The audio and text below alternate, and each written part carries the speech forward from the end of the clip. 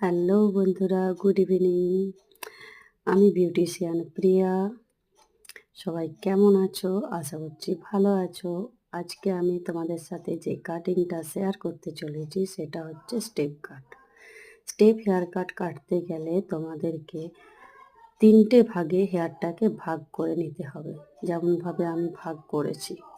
এইভাবে ভাগ করার পর যাদের চুলের ভলিউম বেশি আছে তাদের মাঝের যে ভাগটা নিয়েছো সে মাঝের ভাগটাতে তোমাদেরকে 3টে বা 4টে স্টেপ একটু একটু করে ধরে ধরে কাটতে হবে। স্টেপ হেয়ার কাট কিন্তু একার পক্ষে কাটা সম্ভব হয় না। কেউ যদি একটু হেল্প করে দেয় তাহলে স্টেপ কাট কাটতে অনেকটা ইজি হয়ে যায়। আর একা যদি স্টেপ কাট কাটতে হয় তাহলে অনেকক্ষণ একটু বেশি সময় লেগে যায়। স্টেপ কাট কাটা যদি বুঝতে পারো তাহলে খুবই সহজ, না হলে খুবই কঠিন। আমার এই হেয়ার কাটটা শিখতে অন্তত আমার 7 থেকে 8 মাস সময় লেগেছিল এই স্টেপ হেয়ার কাট শিখতে। তো তোমরা আমার মতো বোকা নাও হতে পারো। তোমরা যারা আছো একটু বুদ্ধিমান তারা খুব সহজে শিখে নিতে পারবে।